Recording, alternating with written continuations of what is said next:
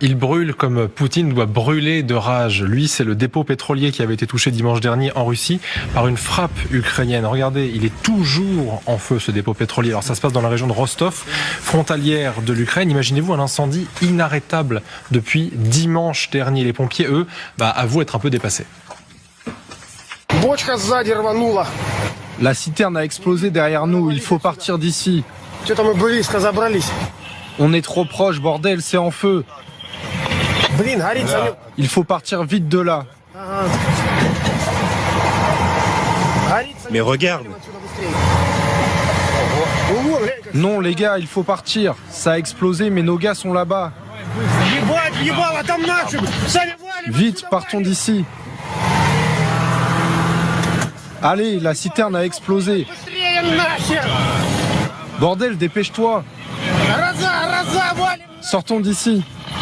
Je voulais vous parler du nuage de fumée, énorme nuage de fumée qu'il y a eu hier après-midi dans le détroit de Kerch. Ce détroit donc, qui relie la Russie à l'Ukraine. Sauf que cette fois, c'est du côté russe qu'on a vu les flammes. Vous les voyez ici, un ferry russe, donc vous l'avez mentionné, Lyudmila Totieva, transportant du carburant, qui a été visé, qui a été touché et qui a été coulé près du pont de Crimée. Écoutez. Nous pouvons confirmer l'information selon laquelle le ferry a été détruit par nos forces navales. Sans entrer dans les détails, je peux seulement dire que ce ferry, comme on l'a dit à plusieurs reprises, est l'une des chaînes importantes de la logistique militaire russe pour l'approvisionnement des forces d'occupation, principalement en carburant. Mais il transportait aussi bien sûr des armes. Il s'agit donc d'une cible tout à fait légitime qui devrait réduire le potentiel des capacités de notre ennemi dans les endroits où il est activement engagé dans les hostilités.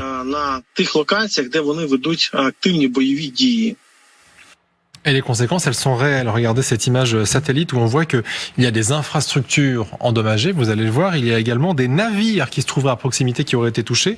Et dans le même temps, les autorités, elles annoncent la fermeture temporaire du passage jusqu'à ce que les conséquences de l'attaque soient réduites. Des attaques qui se multiplient en effet parce que, colonel, en 6 mois, on a recensé plus de 40 dépôts pétroliers et raffineries qui ont été attaqués par des drones ukrainiens. En effet, on voit bien qu'une par-ci, une par-là, c'est pas très grave. Mais quand on est sur un nombre aussi important, 40, en effet, ça peut faire une différence. Oui, alors d'abord, un premier élément, c'est que, on parle du renseignement américain, mais les Américains ne fournissent pas de renseignement de ciblage. C'est ce qu'ils disent en tout cas, oui. C'est ce qu'ils disent en tout cas.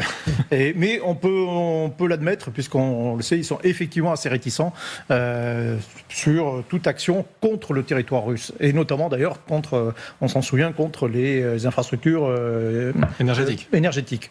Oui, d'abord, il y a une question de qualité et de quantité, qualité technique, Aurélien l'a expliqué, effectivement.